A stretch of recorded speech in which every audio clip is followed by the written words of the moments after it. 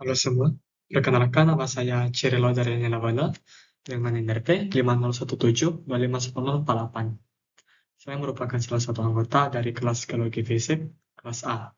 Di sini saya akan memaparkan materi dari buku ini, buku Geologi Fisik, di mana ini merupakan lanjutan materi dari yang sebelumnya. Adapun yang akan dibahas kali ini yaitu tentang bab 5, yaitu sabuk pegunungan dan kerak benua. Sebelumnya kita juga telah membahas tentang tektonik lempeng, dan ini merupakan lanjutan dari bab tersebut, yakni sabuk pegunungan dan kerak benua. Sebelum itu kita perlu tahu apa itu sabuk pegunungan. Dari kata-katanya saja, sabuk pegunungan. Ini berarti ada sebuah jalur atau sekelompok pegunungan yang dimana itu terbentuk karena aktivitas geologi yang sama. Misalnya, aktivitas geologi tersebut contohnya seperti tektonik lempeng, contohnya seperti eh, daerah konvergensi, sehingga daerah konvergensi tersebut bisa membentuk yang namanya sabuk pegunungan. Dan selanjutnya ada kerak benua. Nah, kerak benua itu simpel, itu pernah kita pelajari sebelumnya, di mana kerak benua itu suatu lapisan terluar bumi berupa daratan, yang dimana itu berupa paparan benua-benua. Seperti itu. Sekarang kita lanjut, biar untuk materi lebih detail. Yang pertama kita membahas tentang ciri-ciri sabuk pegunungan. Ternyata, sabuk pegunungan ini memiliki karakteristik tersendiri.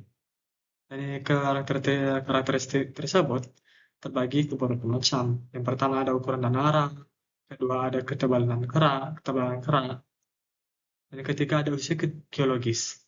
Kita bahas dulu untuk ukuran dan arah.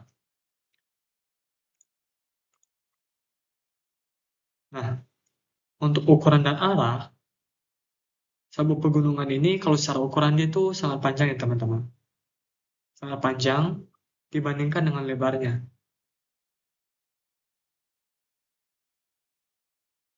Kenapa ini sabuk pegunungan sangat panjang dibandingkan dengan lebarnya? Yaitu karena uh, sabuk pegunungan sendiri itu terbentuk di area zona tektonik, yang dimana zona tektonik itu memiliki panjang yang nilainya lebih besar dibandingkan lebarnya. Dan ini membentang ribuan kilometer dan sejajar dengan garis pantai. Kalau teman-teman perhatikan di sini, sabuk pegunungan contohnya yang Ring of Fire, yang ini. Itu sifatnya sangat panjang. Ya karena di sini itu merupakan area tektonik, di mana area tektonik ini panjangnya lebih tinggi, lebih besar dibandingkan dengan lebarnya. Ini juga dapat dibuktikan di sini. Nah, seperti itu. Kemudian, ini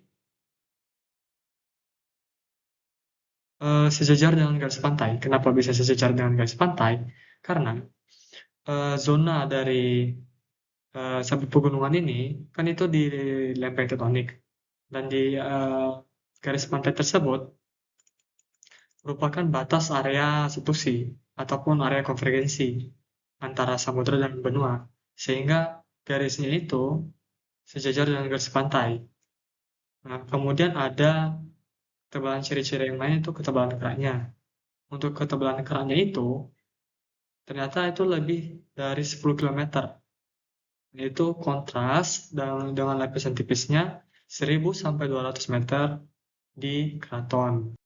Nah, apa itu keraton? Keraton itu adalah bagian dari benua yang mana itu lebih tua dan sifatnya lebih stabil. Kemudian ada ciri-ciri yang lain, itu usia geologisnya. Nah, ini untuk pegunungan yang lebih tinggi itu cenderung lebih mudah secara geologis. Logikanya seperti ini. Misal, di area konvergensi. Nah, di area konvergensi ini, di sini ada dua lempeng. Ini saling bertabrakan. Nah, sehingga karena tabrakan tersebut, ini akan naik ke atas. Jadi seperti ini. Nah, bagian ini akan semakin mudah karena efek dari bukan tersebut. Ini dikatakan lebih mudah secara geologis. Sedangkan bagian bawahnya itu batuannya lebih tua, ataupun sifat umur dari batuannya lebih muda dibandingkan bagian bawahnya. Sehingga pegunungan yang lebih tinggi itu cenderung lebih muda secara geologis. Ya, karena efek dari konvergensi tadi yang dimana itu akan semakin tinggi itu dia akan membawa material ini ke atas sehingga ini merupakan zona batuan muda, sedangkan bagian di bawahnya atau di tengahnya itu merupakan zona batuan yang lebih muda, lebih tua secara geologis. Contohnya seperti pada pegunungan Himalaya. Contohnya seperti pada pegunungan Himalaya itu di mana dimulai 45 juta tahun yang lalu. Itu puncaknya itu bisa dikatakan lapisan bagian atas itu merupakan lapisan bagian paling muda, sedangkan bagian di dalam pegunungan Himalaya itu ada lapisan batuan yang di tengah-tengahnya itu sifatnya lebih tua, umurnya lebih tua. Itu juga dengan Appalachian, sama. Nah, seperti itu. Itu untuk ciri-ciri sabuk pegunungan. Sekarang kita akan cek bagaimana struktur geologi dari pegunungan itu. Nah, itu kita bahas di sini. Struktur geologi pegunungan. Yang bisa dilihat di sini, teman-teman. Kalau kita perhatikan, di sini tuh ada semacam lipatan-lipatan ataupun patahan-patahan ya, teman-teman. Nah, ternyata struktur geologi pegunungan itu eh, bisa terjadi karena ada 3 faktor. Yang pertama ada lipatan, kedua ada patahan, dan metamorfisme. Kita bahas satu-satu. Untuk lipatan, itu terjadi karena adanya deformasi intensif. Ini artinya itu semacam ada tekanan yang intensif yang kuat sehingga bisa menghasilkan lipatan yang terbuka, bisa juga terbalik. Misal seperti ini. Misalkan saya ambil seperti ini, misal. Nah, anggap ini merupakan suatu bentang alam ataupun ini sebagai pegunungan. Misal ini saya tekan, saya beri tekanan ataupun deformasi, apa yang terjadi? Dia akan melipat. Dan ini kasusnya melipat ke bawah ya, teman-teman. Bisa lipatan yang terbuka, ini terbuka ke atas ya, teman-teman. Bisa juga terbalik seperti ini. Nah, dan ada juga yang saling seperti ini, sehingga bisa menimbulkan lipatan. Nah, kemudian ada patahan. Patahan itu terjadi karena efek salah satu batas pergerakan lempeng, di mana itu kedua lempeng saling bergeser. Nah, efeknya apa? Sabuk lipatan dan eh, patahan dorong itu menunjukkan adanya kompresi yang luar biasa dan adanya penebalan kerak. Dan itu bisa dilihat pada gambar ini. Kemudian ada faktor ketiga, yaitu metamorfisme untuk strukturnya. Yang mana itu bisa dicek pada batuan metamorfik. Oke, tapi sebelum itu kita perlu tahu apa itu metamorfisme. Metamorfisme itu merupakan suatu proses geologis ya, teman-teman, yang dimana itu mengubah kandungan mineral dan struktur mineral ataupun susunan mineral pada batuan tersebut sehingga itu berbeda dari yang sebelumnya. Contohnya pada batuan metamorfik dan protolit yang ditemukan pada bagian yang paling terdeformasi. Seperti itu. Dan apa sih hubungannya metamorfisme dengan ini? Pegunungan, struktur geologi pegunungan. Ternyata metamorfisme ini bisa dikatakan memiliki peran krusial dalam membentuk pegunungan karena metamorfisme ini mendukung pembentukan pegunungan sendiri, yang dimana ini disebut sebagai orogeni. Nah, seperti itu. Oke, kita akan lanjut ke bagian seterusnya tentang keraton. Nah, keraton ini sama seperti yang saya singgung tadi, keraton itu merupakan bagian benua yang tua, dan itu merupakan bagian yang stabil. Nah, kenapa bisa stabil? Yaitu karena sifat geologis dari keraton tersebut yang membuat keraton tersebut bisa bertahan dari efek tektonik lempeng ataupun aktivitas tektonik. Adapun contohnya seperti pada perisai Prakambrian, di mana itu merupakan kompleks batuan metamorfik dan protonik Prakambrian. di mana itu terpapar di area luas dan mewakili akar pegunungan tua yang tererosi. Dan kemudian ini keraton ini merupakan wilayah stabil, teman-teman. Ini contohnya pada bagian tengah Amerika Serikat dan Kanada, yang merupakan keraton yang dengan lapisan sedimen tipis menutupi batuan dasar. Ini berarti pada keraton tersebut dia itu eh, bisa dikatakan ini merupakan bagian yang paling tahan terhadap aktivitas lempeng. Dan itu buktinya adalah bagian keraton itu tidak pernah ataupun tidak mengalami perubahan akibat adanya aktivitas tektonik. Ya karena memang dia ini lebih stabil dan juga lebih kuat dan lebih kokoh. Seperti itu. Sekarang kita lanjut ke faktor apa saja sih faktor pengendali pembentukan dari pegunungan. Nah, pegunungan ini ataupun pembentukan pegunungan atau disebut sebagai peristiwa orogeni ini tidak terjadi semata-mata ini langsung terjadi gitu. Tapi itu terjadi karena ada beberapa faktor. Yang pertama, adanya deformasi intensif. Deformasi intensif. Deformasi intensif tadi itu merupakan penekanan yang diberikan pada suatu lempeng sehingga itu bisa membentuk deretan pegunungan ataupun satu pegunungan. Sama seperti yang ini tadi. Misal saya tekan ini bisa membentuk seperti ini. Misal ini merupakan membentuk ada yang membentuk daerah yang tertinggi, ada yang terendah, ada lembah, ada bukit, dan seperti itu. Karena deformasi tersebut yang mana itu berasal dari aktivitas tektonik, itu nanti akan menimbulkan serangkaian pegunungan. Dan ini episode deformasi ini ternyata sudah berlangsung selama jutaan tahun. Ini dilihat dari banyaknya serangkaian pegunungan. Contohnya, rangkaian pegunungan ini juga disebut sebagai sirkup kan. Contohnya itu seperti sirkum Mediterania dan sirkum Pasifik, di mana itu merupakan deretan pegunungan. Dan itu merupakan bukti di mana bahwa deformasi ini sudah berlangsung selama jutaan tahun. Dan ini menghasilkan tekanan ataupun kompresi dan limpatan yang intensif pada batuan sedimen serta vulkanik. Ini juga ditunjukkan dengan adanya cincin api Pasifik yang ada di area Indonesia sampai ke Jepang ya kalau nggak salah. Nah, kemudian ada faktor yang kedua yaitu isostasi.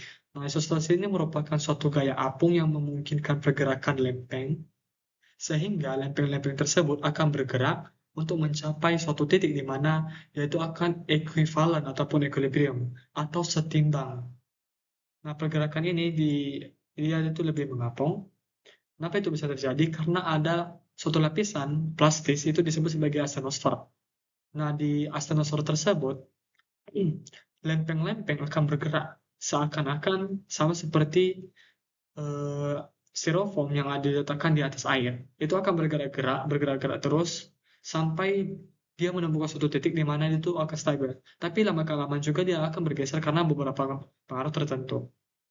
Misal ketika kita memanaskan air, terus kita taruh styrofoam di atasnya, itu styrofoamnya pasti akan bergerak-gerak terus. Karena ada efek pemanasan yang menyebabkan adanya arus yang mengalir terus arus konveksi pada pergerakan lempeng, sehingga dia itu akan terus bergerak. Begitu pula dengan prinsip yang isostasi tadi. Isostasi. Ini menyebabkan pergerakan lempeng.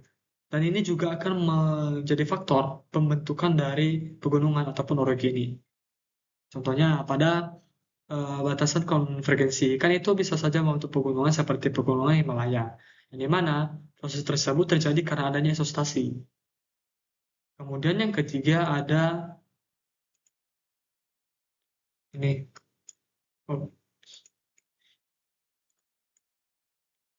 Ada pengikisan dan erosi.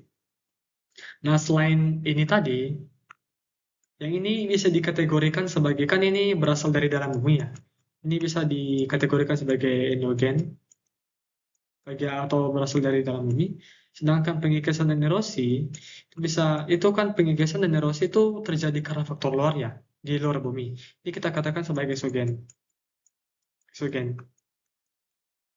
Nah, pengikisan dan erosi itu bisa terjadi pada suatu daerah ataupun pembentukan pegunungan, ini mana misal suatu gunung sudah terbentuk. Nah, karena ada pengikisan ataupun erosi, lama-kelamaan si gunung ini akan terkikis, sehingga yang awalnya meruncing itu akan menjadi mendatar. Sehingga itu juga nanti akan berpengaruh pada pegunungan selanjutnya jika terjadi pengikisan ataupun erosi. Dan ini juga menjadi faktor yang di luar bumi, mengapa pembentukan pegunungan ataupun orogeni bisa terjadi. Dan ini juga dipengaruhi oleh iklim. Ini juga dipengaruhi oleh iklim, teman-teman.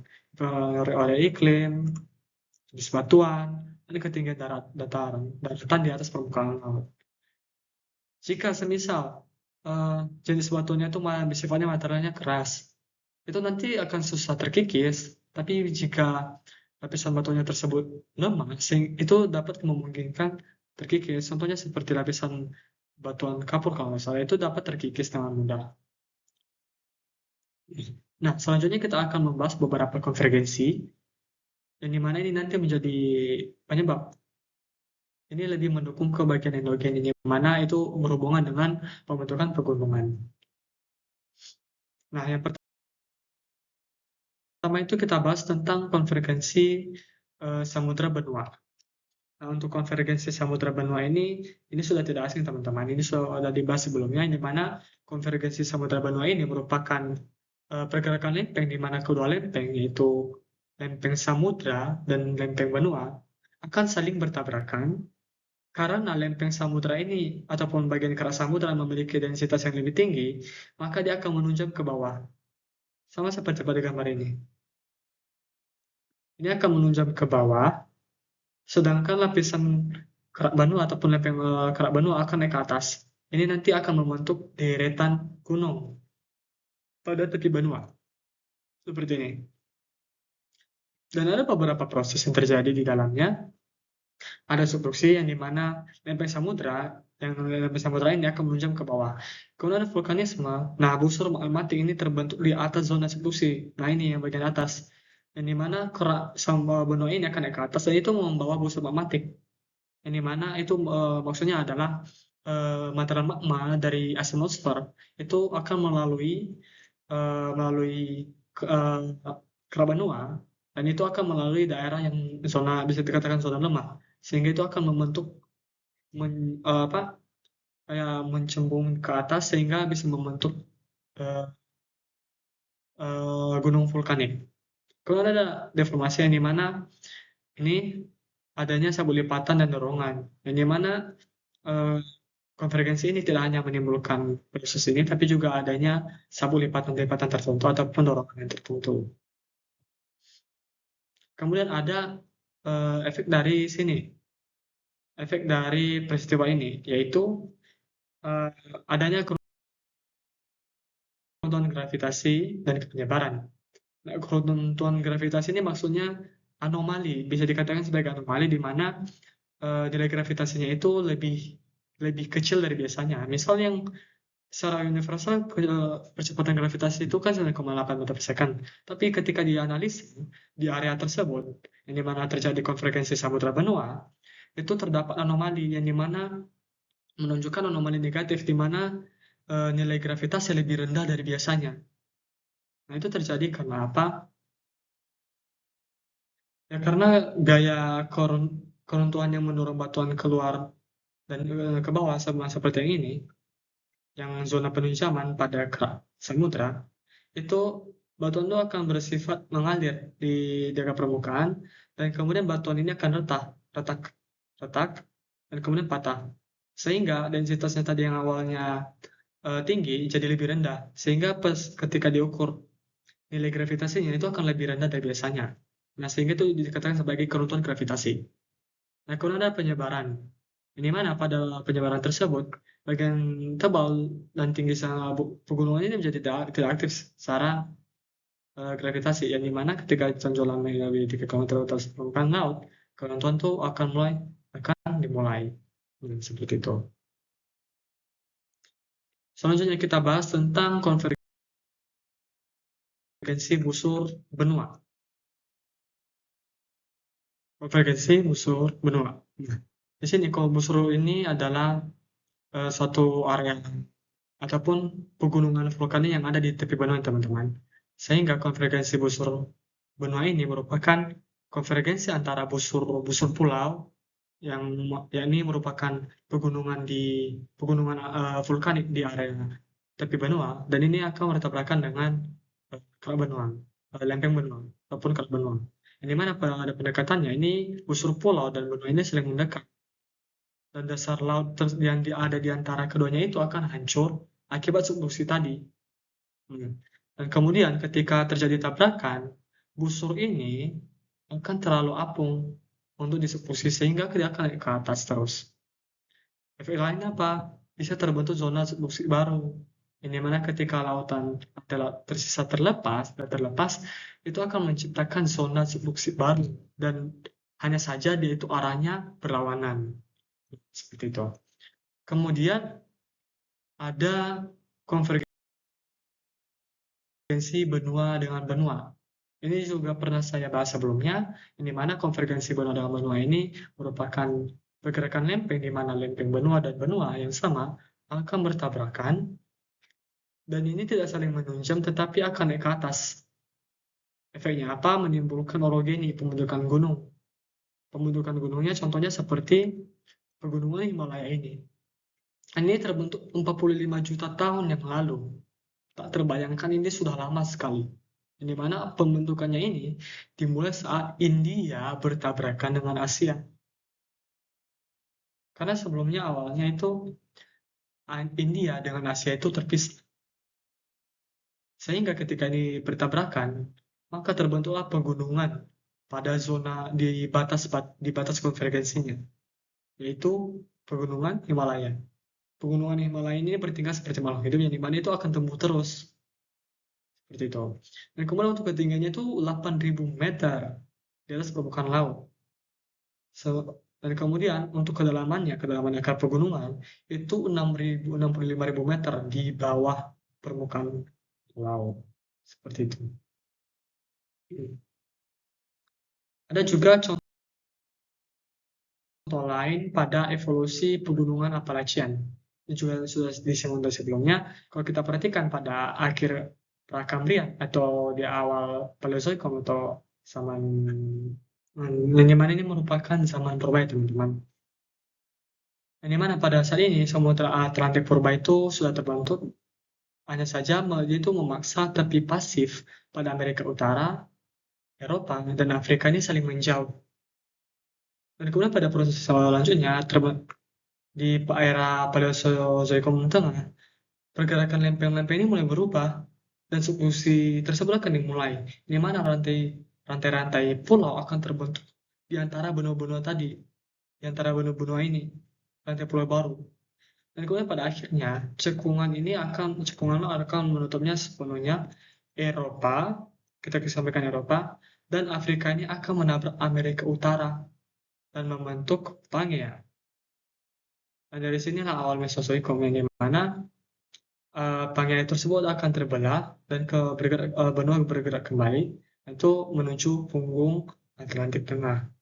Seperti itu. Kemudian kita bahas tentang isostasi dan pengangkatan pegunungan. Ini sudah kita singgung dari sebelumnya tadi, di mana isostasi itu merupakan gaya apung yang memungkinkan lempeng-lempeng bisa bergerak satu sama lain. Kalau kita kaitkan dengan pengangkatan pegunungan, ini memang masuk akal, yang dimana pegunungan itu sendiri merupakan kerak ya, teman-teman, ataupun lempeng, yang dimana proses isostasi akan bekerja dalam pengangkatan pegunungan ini. Nah, contohnya kalau kita perhatikan pada ketebalan kerak yang berkaitan dengan ketinggian, yang dimana ini area Tibet, Siberia, dimana ini Tibet ini ketinggiannya itu 5 km itu tingginya, dan keraknya itu 70 km tebalnya, dan di mana area Kansas ataupun area rendah itu memiliki kerak yang dimana itu ketebalannya 44 km. Kita lanjut. Kemudian ada patahan normal dan pegunungan blok. Apa itu patahan normal? Patahan normal itu adalah sesar ataupun blok yang relatif bergerak ke bawah karena ada suatu penyebab. Adapun faktor penyebabnya itu adalah tarikan, gaya tarik. Yang ini akan turun ke bawah, sehingga akan menyisakan blok-blok ini. Blok-blok ini disebut sebagai blok pegunungan. Ini mana blok pegunungan ini merupakan merupakan area gunung yang dimana itu membentuk suatu jejeran ataupun blok-blok tertentu.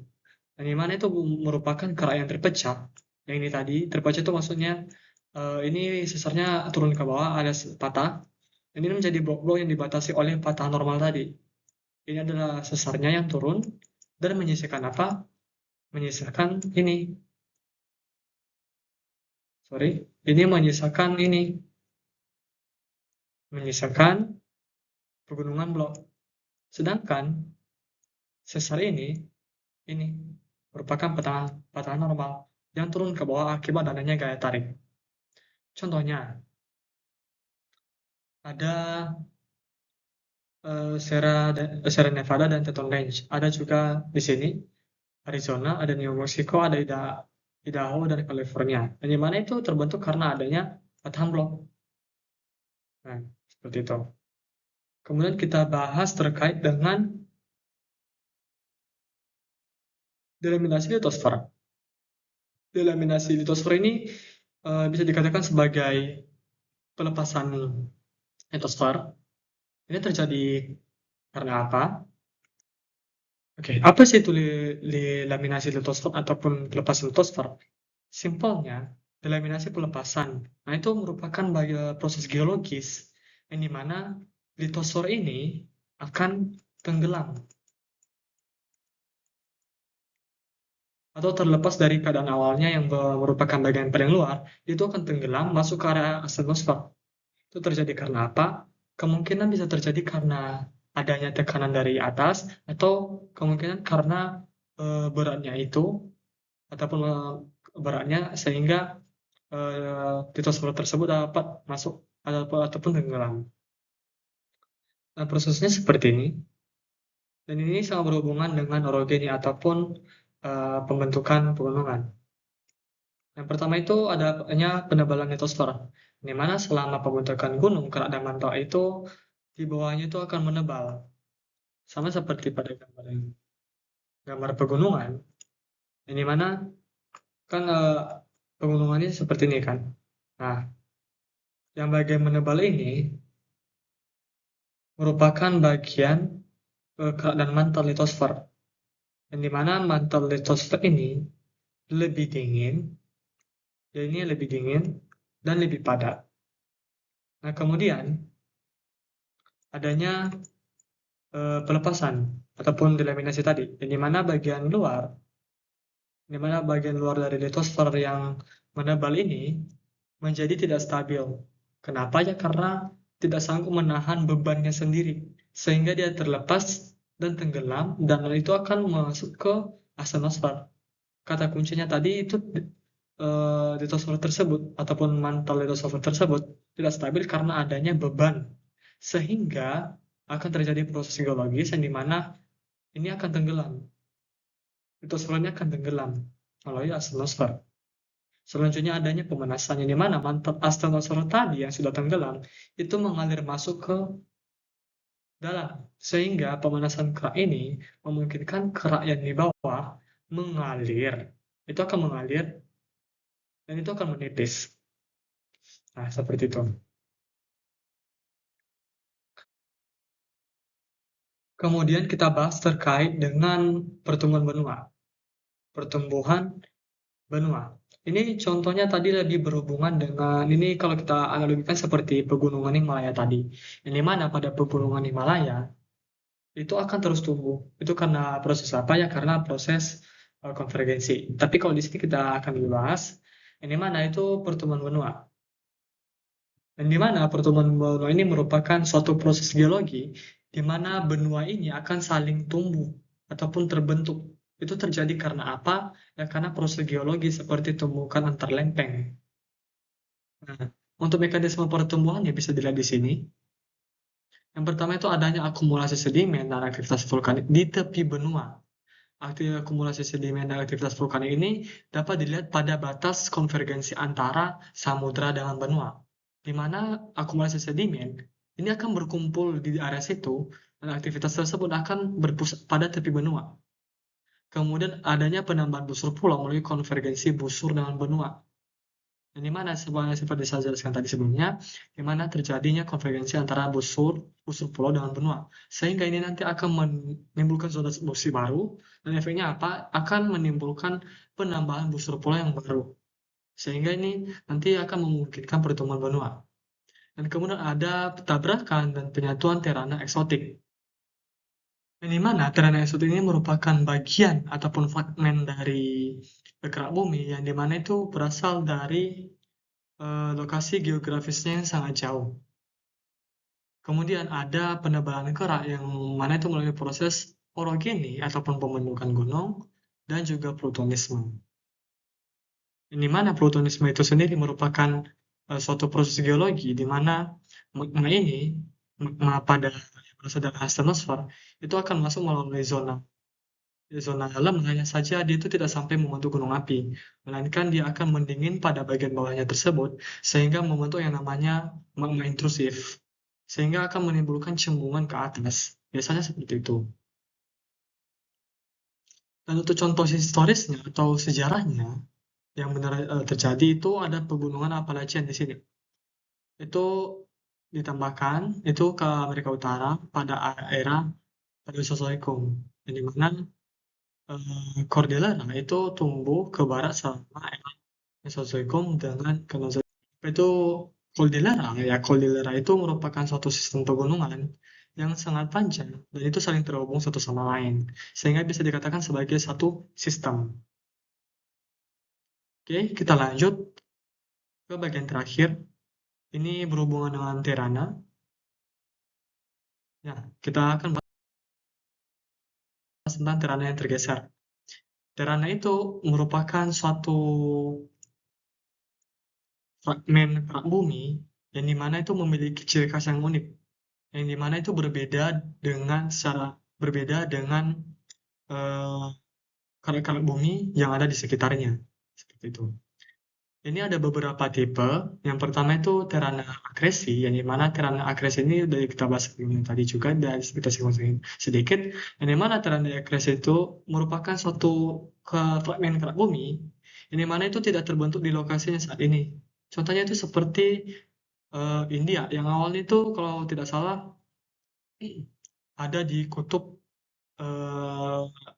selatan. Hanya saja karena pergerakan lempeng, maka lempeng ataupun kerak fragmen tadi akan bergerak ke atas menuju utara, sehingga membentuk suatu daerah baru. Hanya saja dia berbeda sifatnya dengan fragmen-fragmen kerak di sekitarnya, seperti itu.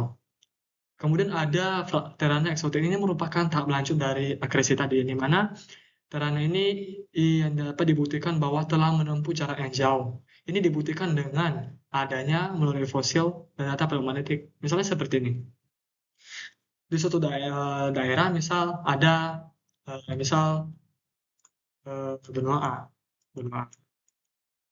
Kemudian di sini ada benua B.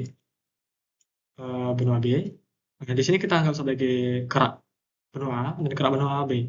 Nah, si A ini akan terpecah menjadi fragmen ataupun bagian. Nah, fragmen ini, misal di sini ada fosil X. Nah, fragmen kerak bumi ini akan bergerak karena proses geologi yang berupa pergerakan lempeng. Dan dia akan bertemu di B. Sehingga fragmen ini akan membawa fosil X. Yang dimana fosil X ini berbeda dengan area B. Fosil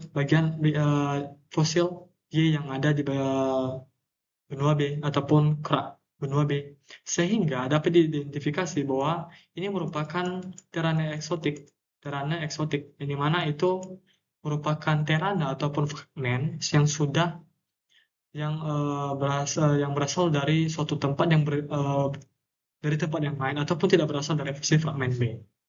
Nah, seperti itu. Untuk gambaran lengkapnya ada di sini. Seperti ini prosesnya. Nah, oke, setelah ini kita akan membahas soal terkait bab ini tentang sabuk pegunungan dan juga mm, kerak benua. Ini teman-teman kita sebenarnya telah membahas tentang bab 5. Ini terkait dengan pegunungan dan kerak benua. Sekarang kita akan lanjut kepada bahas soal.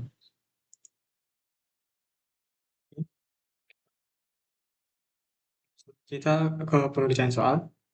Di sini ada lumayan banyak soal ya teman-teman. Kita akan kerjakan. Kita screenshot dulu. Untuk lebih mudah melihat soalnya nanti pada saat pencarian jawaban.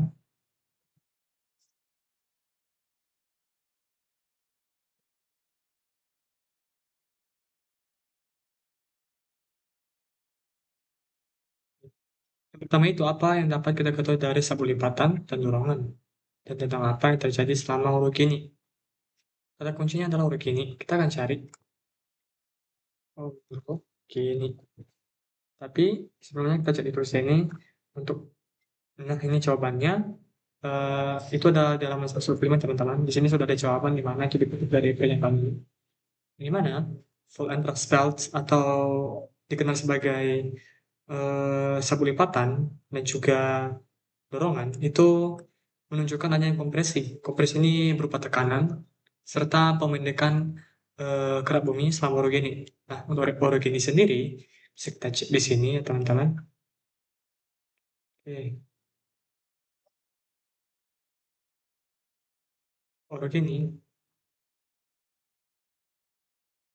Orogeni itu adalah simpelnya pembentukan pembentukan gunung, pembentukan pegunungan. Sehingga kalau kita kaitkan jawabannya, kita cek dulu di halaman 115. Ini adalah halaman yang ke 111 ya. Di sini 125. 100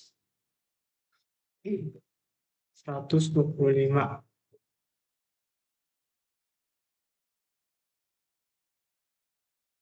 Oke. Kuncinya adalah eh, sebuah lipatan,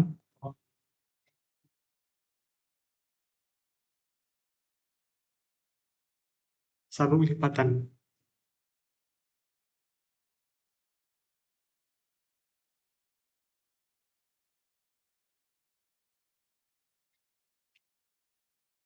Oke, ini kita kuncinya sabuk lipatan dan dorongan.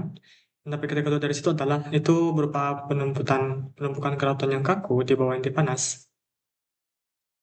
dan sabuk pegunungan yang mungkin membentuk sabuk lipatan dan dorongan. Ini sama dengan yang apa tadi? Pemendekan kerak bumi ataupun juga disebut sebagai adanya kompresi saat ataupun selama orogeni, yang dimana orogeni tadi adalah pembentukan pegunungan. Oke, kita lanjut ke nomor 2. Yang nomor 2 itu adalah apakah perbedaan antara kekuatan yang dapat menjelaskan kekuatan blok patahan dan kekuatan apa yang dapat menjelaskan tahap orogeni. Cari kata kuncinya pegunungan blok.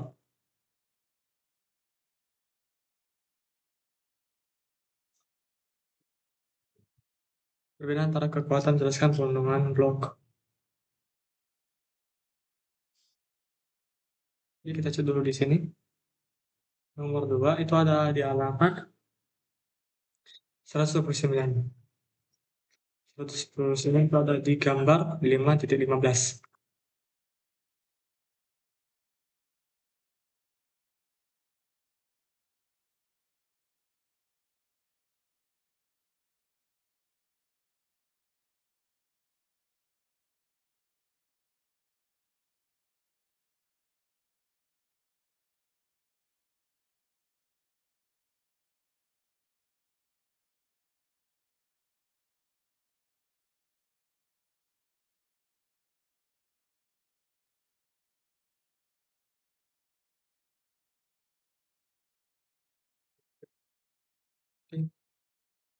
Oh, ini nomor 3 ya. Oke, harusnya itu di sini. Halaman 130 dan 116. Nah, pada yang ini, blok mountains ataupun eh, pembentukan blok patangan itu terbentuk akibat adanya gaya ekstensional ataupun gaya tarikan. Sehingga dan sedangkan orogen itu disebabkan oleh gaya kompresional ataupun tekanan. Bedanya di situ. Kalau vlog mountains ataupun pegunungan blok itu terbentuk karena adanya gaya ekstensional ataupun tarikan. Sedangkan kalau orogeny ataupun pembentukan pegunungan disebabkan oleh karena adanya gaya kompresional. Sini. Lanjut nih. Selanjutnya kita akan bahas soal nomor 3. Jelaskan bagaimana erosi dan isostasi yang pada akhirnya menghasilkan kerak benua yang stabil dan relatif tipis. Ini kita cek di halaman 129 teman-teman yang tadi. Harusnya di situ. 129.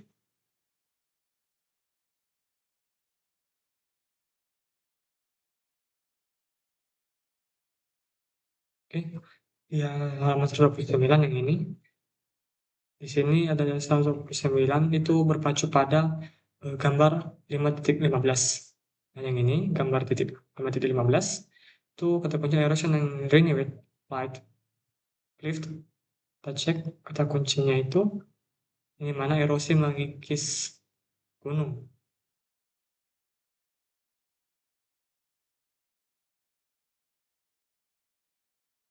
Hmm,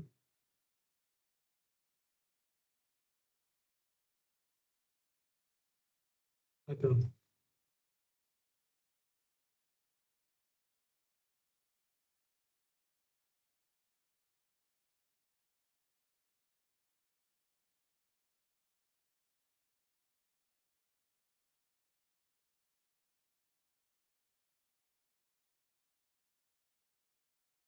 Oke, di sini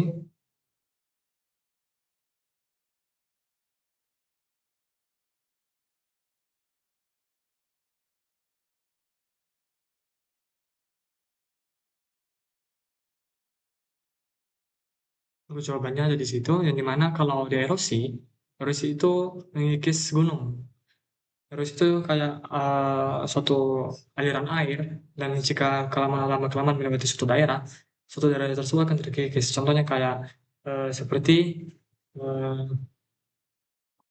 kera benua yang awalnya itu lebih tebal, tapi karena proses erosi itu lebih tipis. Ini dibuktikan dengan erosi yang mengikis gunung sehingga lebih rendah. Yang awalnya dia tinggi karena erosi itu jadi lebih rendah, sehingga kerak benuanya itu lebih stabil dan relatif tipis. Kemudian isostasi itu semacam kayak apung yang menggerakkan lempeng-lempeng yang ada di bumi. Dan isostasi ini akan menyesuaikan ketebalan kerak sampai menjadi lebih tipis seperti keraton. Tujuannya untuk apa? Agar dia lebih stabil.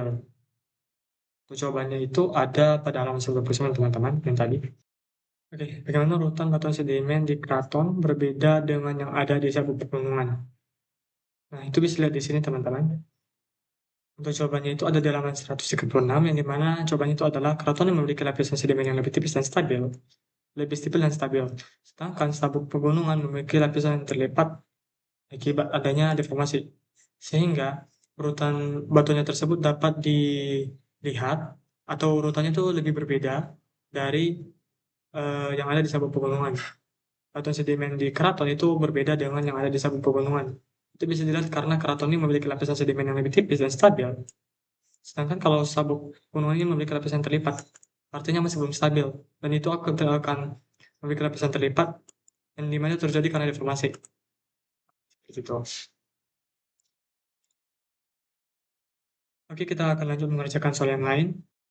Oke, sekarang kita akan lanjut mengerjakan soal nomor 5 dan seterusnya. Kita screenshot dulu soalnya.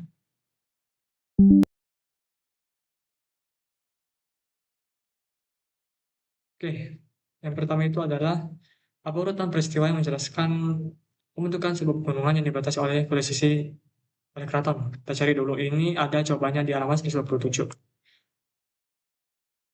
Kita cari di halaman 127 terlebih dahulu.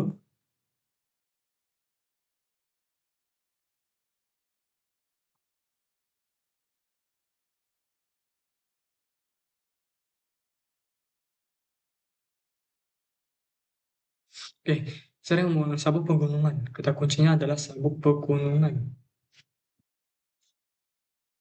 Sabuk pegunungan.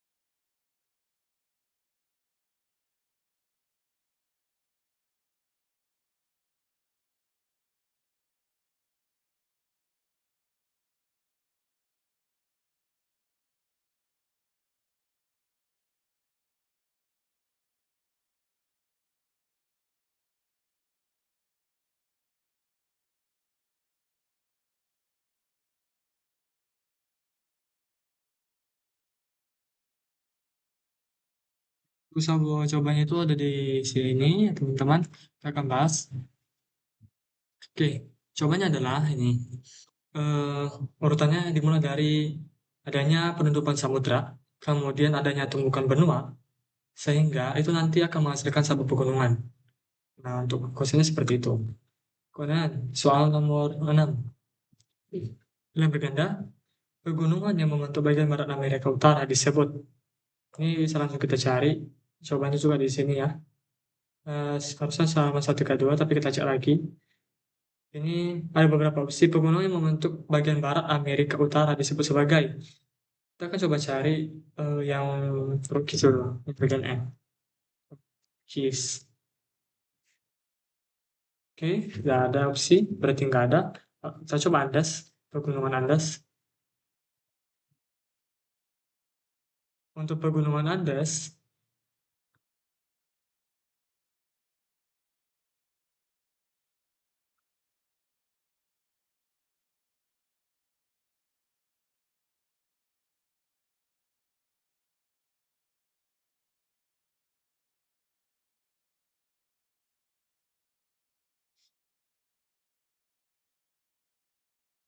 pegunungan Andas. Oke, kita coba cari opsi lain yang ah, yang ini. Oh, Amerika Utara. Kita coba yang ini.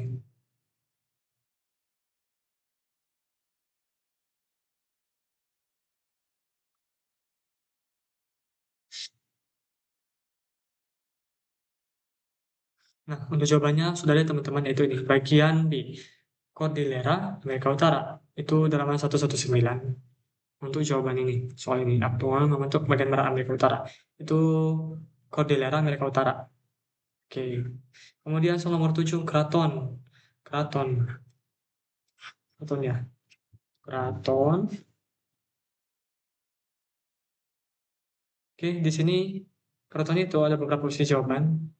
Tapi seperti yang kita perhatikan kalau di sini, keraton itu menutupi bagian tengah Amerika Serikat Kanada, hanya memiliki lapisan setebal 1000 sampai 2000, kemudian memiliki batuan di bawah permukaan semacam. Oke, kita cek lagi.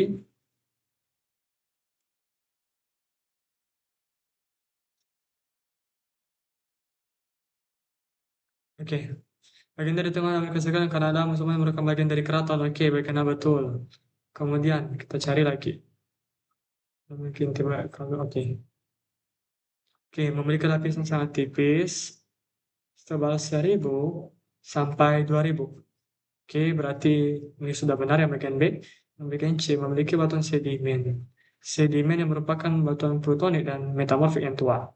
Oke, metamorfik ya, cek dulu di sini.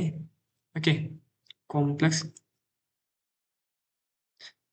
tidak ada lapisan yang sedimen yang.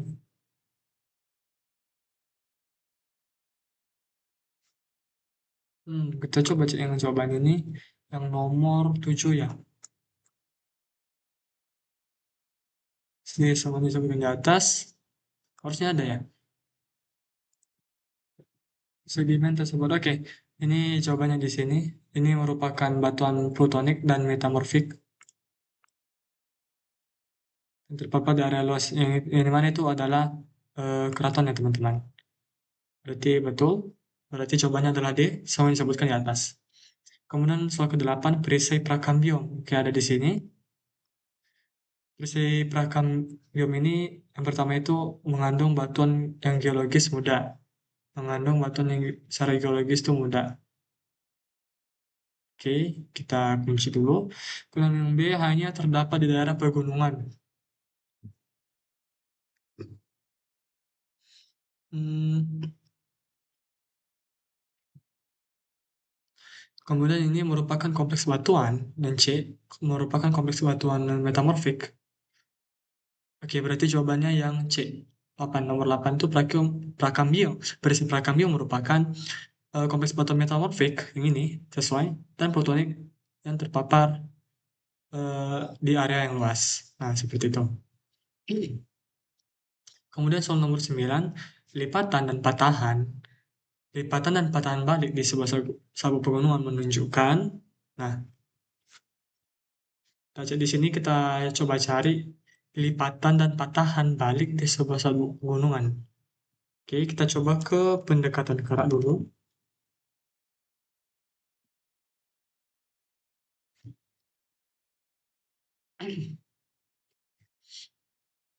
Ke kanan tarik.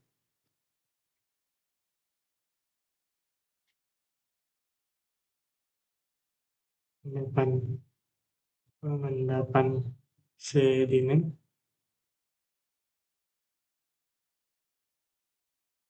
Hmm. Kalau di sini nomor 9. Di sini ada pemindahan kerak. Oh ya, pemindahan kerak ataupun pendekatan kerak. Coba kita cek di sini. Itu ada di halaman 125. Pemindahan kerak ataupun pendekatan kerak.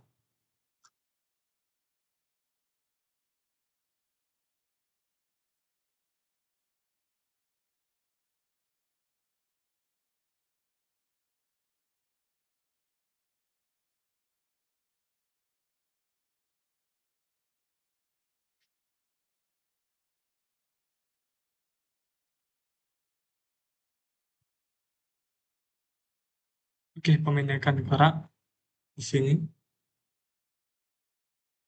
Di sini lipatan dan patahan balik bisa menunjukkan lipatan. Oke, sabu lipatan dan patahan dorong ataupun patahan balik.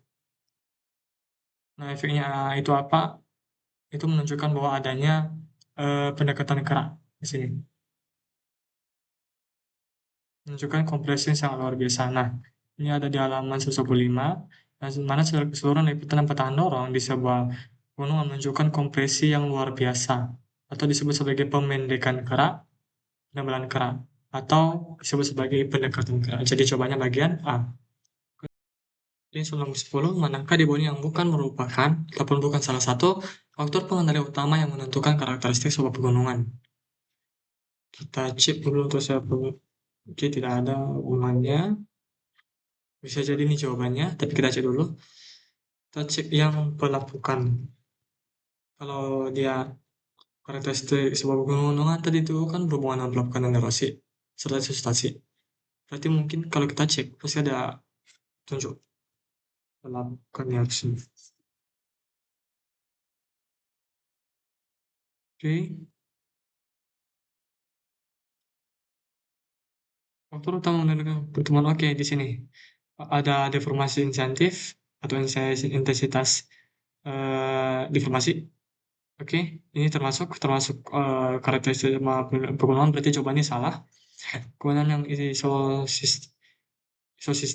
isostasi ini ada di sini bagian D, ini berarti salah. Dan sila pelaku bukan generasi bagian C salah. Berarti jawaban yang benar adalah yang tidak termasuk, yaitu A, usia batuan. Usia batuan ini bukan merupakan salah satu faktor pengendali utama yang menentukan karakteristik sebuah pegunungan. Seperti itu. Kemudian nomor 11, untuk menjelaskan sabu lipatan dan dorongan pada normal simultan, Dan bagaimana metamorfisme semula berada di kedalaman naik ke tingkat atas, bersama pegunungan, para geolog menggunakan model yang disebut. Kita cek di sini, yang untuk tektonisme, oke, tidak ada. Kita coba orogeni.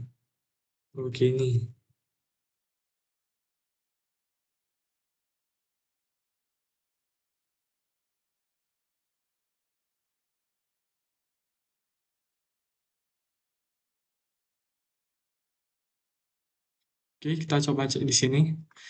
Nomor 11. Bagian B, keuntungan gravitasi dan penyebaran. Bagian B, keuntungan gravitasi dan penyebaran itu adalah ada di halaman 126. Baca di halaman 126, itu adalah keuntungan gravitasi. Keuntungan gravitasi.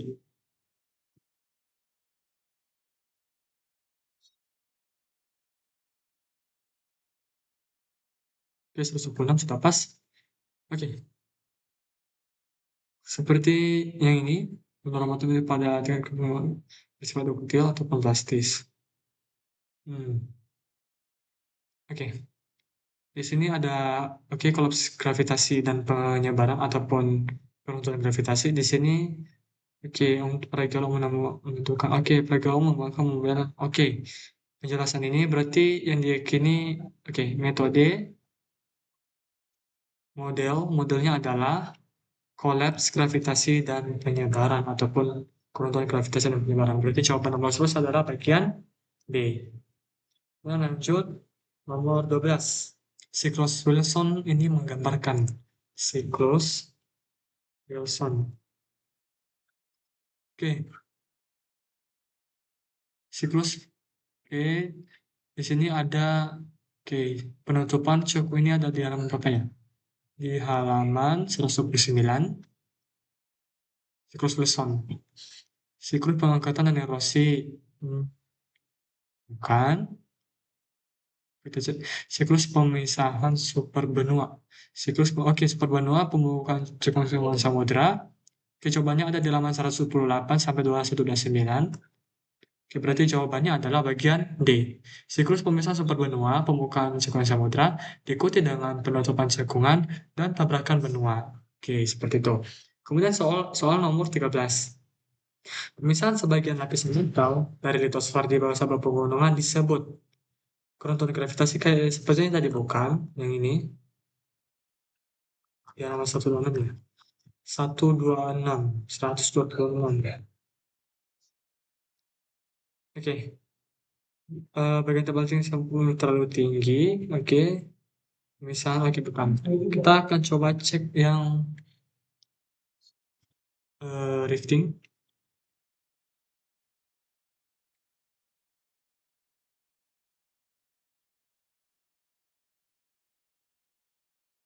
Pecah. Pesan mantel pemisahannya. Batas divergen dapat ditemukan batas divergen rifting. Kita kunci dulu kemungkinan pelepasan litosfer.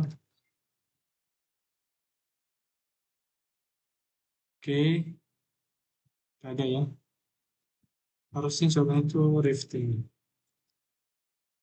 Akan cek di sini.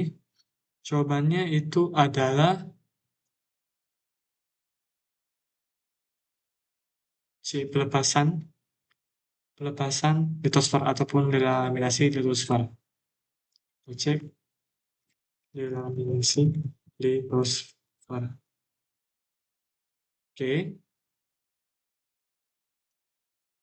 Digunakan untuk menjelaskan patahan blok. Tipis aktivitas area basin dan range, di mana denominasi pemisahan sebagian mantel dari litosfer. Dari kata kunci ini di bawah sabuk pegunungan. Ini sesuai dengan pernyataan ini berarti jawabannya yang C, pelepasan litosfer. Nomor 14. Mana yang bukan jenis dari Terani? Kita akan cek. Oke.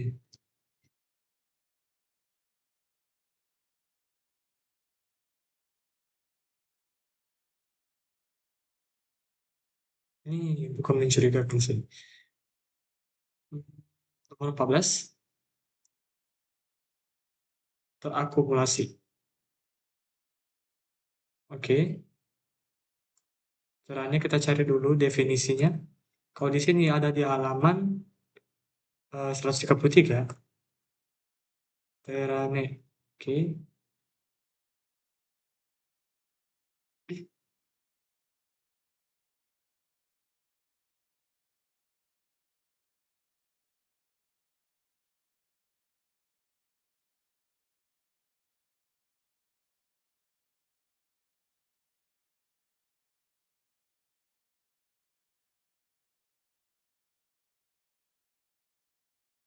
seratus tiga puluh tiga.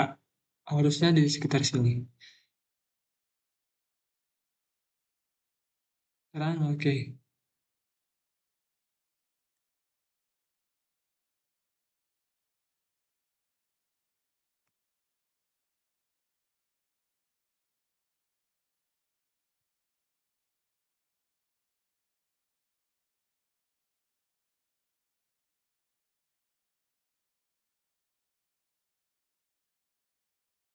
Oke, ada agresi, terane yang diragukan ataupun mencurigakan. Oke, masuk.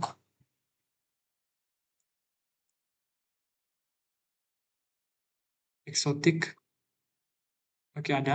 Berarti satu lagi. Eh,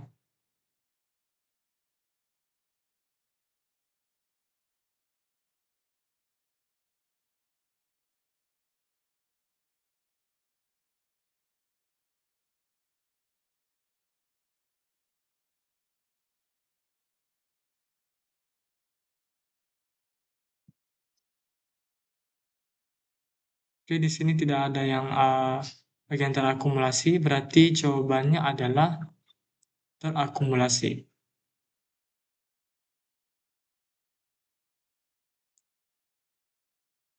Terakumulasi. Bukan. Harusnya adalah ini. Tektonostratigrafi. Tektonostratigrafi berarti jawabannya yang D ya, yang tidak termasuk. Harusnya yang A itu termasuk terakumulasi. Lihat dari sini. Oke, kemudian soal nomor 15, apa yang menjadi sumber untuk Tiranes? Sumber untuk Tiranes adalah yang D. Kita cek di sini, mikrokontinen.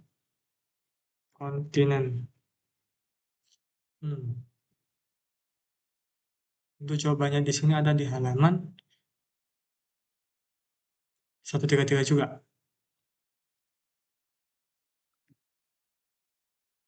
Eksotis.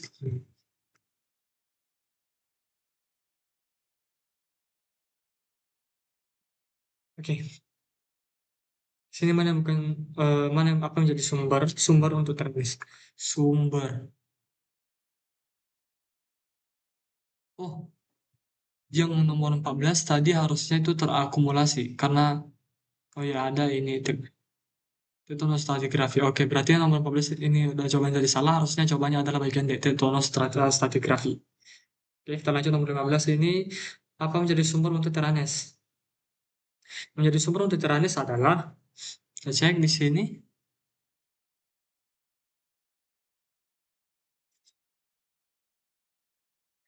jawabannya adalah eh, semua yang disebutkan.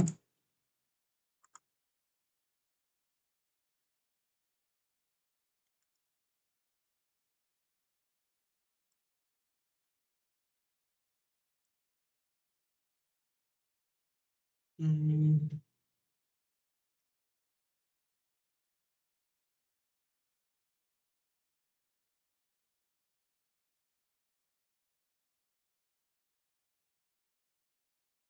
Oke, kita coba dengan kata kunci, salah satu kata kunci di sini, pulau.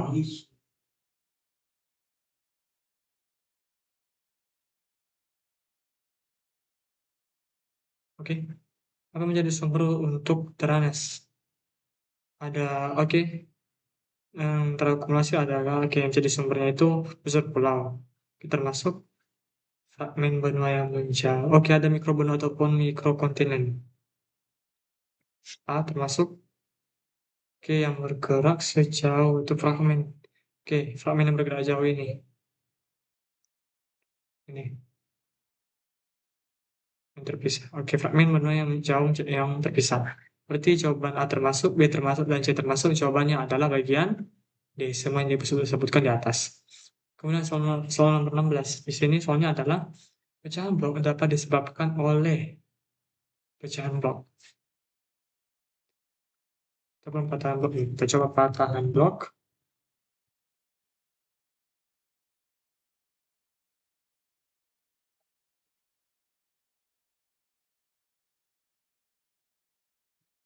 Oke,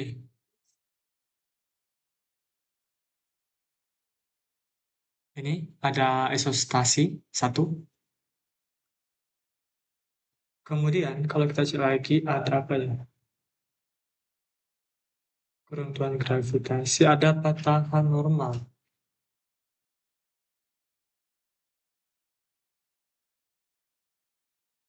Ada patahan normal. Oke, ini blok patahan ya. Kemudian ada delaminasi atau lepasan litosfer. Kita cek lagi.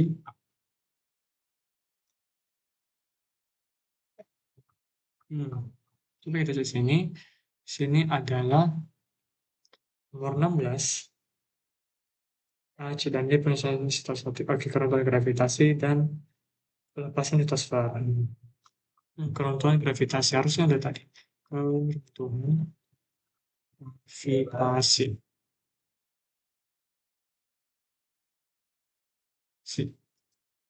Oke, yang percobanya di sini ya, tadi itu di halaman 131.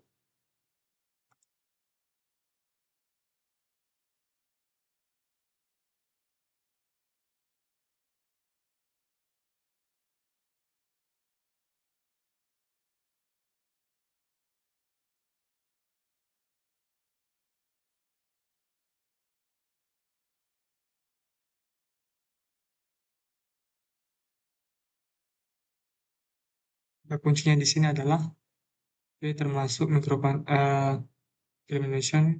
Oke, harusnya ada ya yang apa? Ini untuk gravitasi. Jangan blok.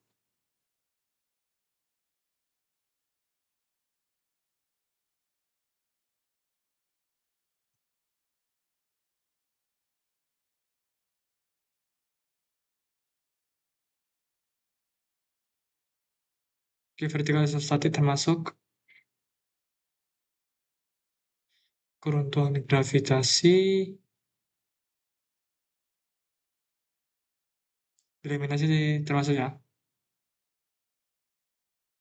Berarti jawabannya hanya penyelesaian isostasi dan juga keruntuhan gravitasi A dan C. Karena nomor 17, bahan angka di bawahnya bukan merupakan karakteristik dari sabuk pegunungan yang terbentuk melalui konvergensi samudra benua. Jadi di sini, mana yang bukan merupakan karakteristik. Baca di sini konvergensi samudra benua.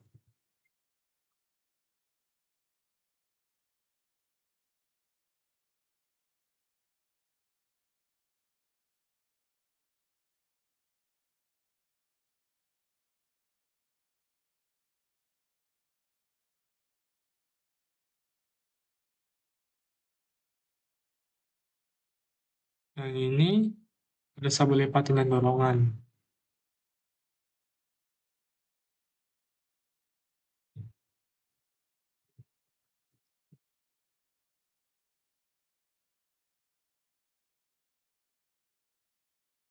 Oke. Konvergensi samudra benua ada di sini langsung. Di sini yang bergerak sabuk lipatan dan dorongan yang bukan merupakan. Di sini ada menunjukkan proses vulkanik. Oke, konvergensi batuan berlapis. Oke, berarti yang D ini termasuk, berarti jawabannya salah.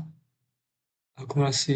Oke, kemudian sedimen sablipatan dan ruang dibentuk. Oke, skeleton, usum-matik, referensi sesar normal.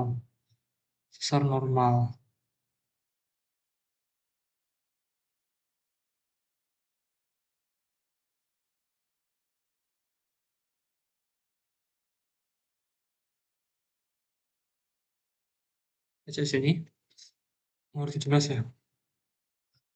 Menemukan dominasi patahan normal ataupun prevalensi sesar normal dibandingkan dengan patahan terbalik ataupun sesar terbalik. Itu jawabannya itu ada di halaman 126.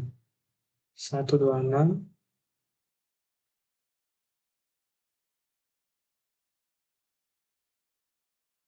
Oke, harusnya ada di sini. Oke, jawabannya seperti itu, teman-teman. Jawabannya itu adalah A. Bagian C. Prevalensi sesar normal dibandingkan dengan sesar terbalik. Dan soal yang terakhir, nomor 18. Untuk pilihan ganda, ketinggian dari penurunan Appalachian terutama disebabkan oleh kata kuncinya adalah pegunungan Appalachian.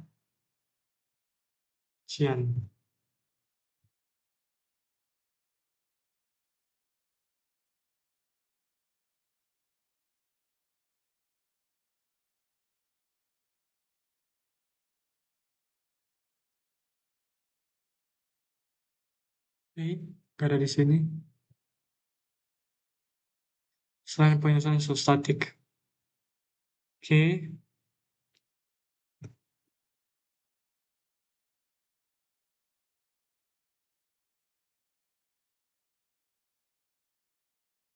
itu di sini. Untuk soalnya adalah jawabannya adalah pengangkatan pasca orogenik. Kita coba cek di sini, itu ada di halaman 135. Pengangkatan pasca orogenik.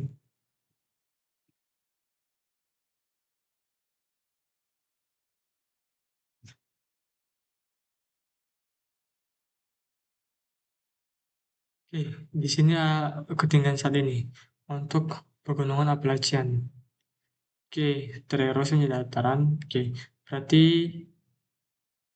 jawabannya itu kan di sini ada pegunungan Appalachian. Terus, oke, berarti jawabannya itu baik. Ini berhubungan dengan pasca orogenik dan patahan rock. Berarti jawabannya itu adalah bagian A, pengangkatan pasca orogenik. Nah, seperti itu untuk jawaban yang paling ganda. Sekarang kita akan lanjut menjawab soal yang essay. Oke, yang pertama itu bagaimana ketidaksesuaian stratigrafi digunakan untuk menentukan kapan orogeni terjadi. Oke, itu jawabannya.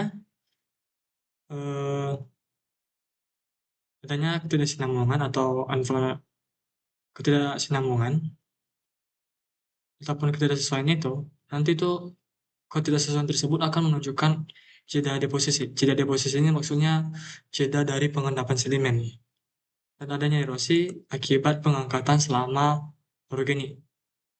Nah, sehingga ketidakselarasan ini ataupun ketidaksesuaian ini dipakai untuk menentukan kapan orogeni terjadi. Nah, seperti itu.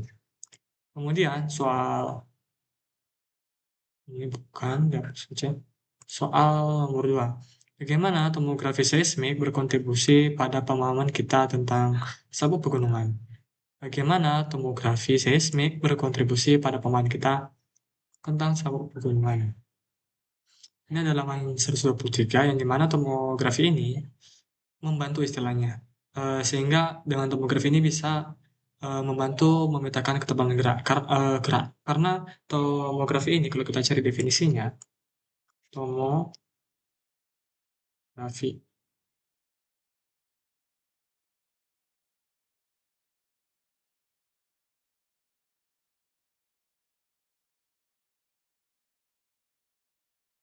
tomografi ini itu menggunakan tomografi itu tomografi seismik serta pemodelan sehingga kita dapat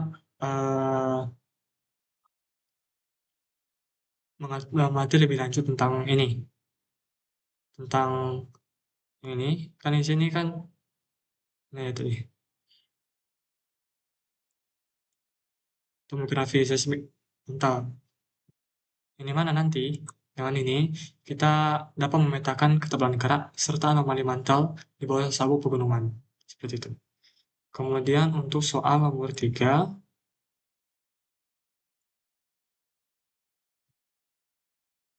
bagaimana batuan basal dan metamorfik dan ispers samudra menjadi bagian dari sabuk pegunungan? Jawabannya itu ada di halaman 115, kita akan cek dulu.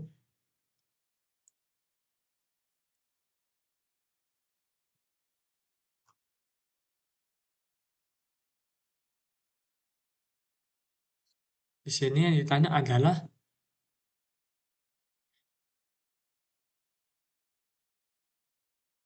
bagaimana batuan basal dan metamorfik dari lintasan samudra menjadi bagian dari pegunungan.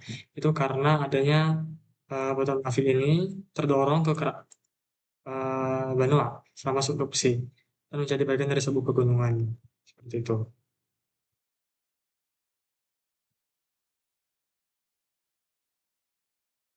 Kemudian soal nomor 4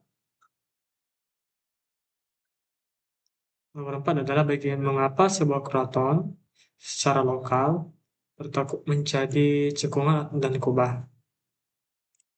Untuk jawabannya ini, itu terjadi karena adanya penyesuaian isostasi atau gas isostatik dan gaya vertikal akibat beban sedimen ataupun erosi. Sehingga keraton ini mengalami deformasi lokal ataupun tertekan sehingga bisa mengalami cekungan. Itu karena adanya penyelesaian isostasi, ini mana isostasi ini kayak semacam kayak apu yang membuat suatu keraton itu bisa terdeformasi ataupun tergeser sehingga menjadi cekungan dan kubah. Dan juga adanya gaya vertikal. Gaya vertikal ini yang bisa dari atas, itu karena adanya beban sedimen ataupun karena adanya erosi atau pengikisan ataupun pelapukan. Kemudian untuk soal nomor 5, bagaimana fosil dalam batuan suatu terane dapat digunakan untuk menunjukkan bahwa terane tersebut merupakan terane eksotik. Jawabannya itu adalah ini. Fosil dalam batuan atau suatu terane itu menunjukkan lingkungan atau iklim yang berbeda. Yang dimana menandakan kalau terane itu berasal dari tempat yang lain. Sehingga fosil ini dapat digunakan untuk menunjukkan bahwa terane tersebut merupakan terane eksotik. Ini mana terane eksotik itu tadi adalah terane eksotik. Dan eksotik itu merupakan terane agresi, dan di mana terane agresi itu terane yang tidak terbentuk di lokasi saat ini, itu terane agresi yang menempuh jarak yang sangat jauh. Di mana terane eksotik ini merupakan terane agresi yang terbentuk dan menempuh jarak yang sangat jauh. Sehingga fosil ini yang menunjukkan adanya lingkungan yang berbeda dari wilayah sekitarnya, seakan-akan menandakan bahwa tirani tersebut berasal dari tempat lain. Logikanya saja, semisal kita ambil misal eh, buah yang dimasukkan dalam kotak. Nah, kotak ini misal buah yang ada di Indonesia, buah tropis, contohnya seperti rambutan. Contoh kita anggap sebagai fosil. Nah, kita masukkan di kotak, itu kita anggap sebagai tirani, kemudian dipindahkan di tempat yang jauh, sehingga itu akan misal di area misal kutub area Atlantik ataupun area kutub. Sehingga nanti kalau misal diperhatikan di dalam, ternyata buah rambutan tadi ataupun fosil itu ternyata itu menunjukkan iklim yang berbeda dari yang ada di sana. Sehingga nanti bahwa terani ataupun kota itu memang berasal dari tempat lain, seperti itu. Nah, demikian penjelasan saya terkait bab ini, bab 5, yaitu terkait eh, sabuk pegunungan dan juga tektonik, kan ya. Sabab pegunungan dan kerak benua, jika ada kesalahan dalam menyampaikan materi ini, saya mohon maaf dan saya ucapkan terima kasih.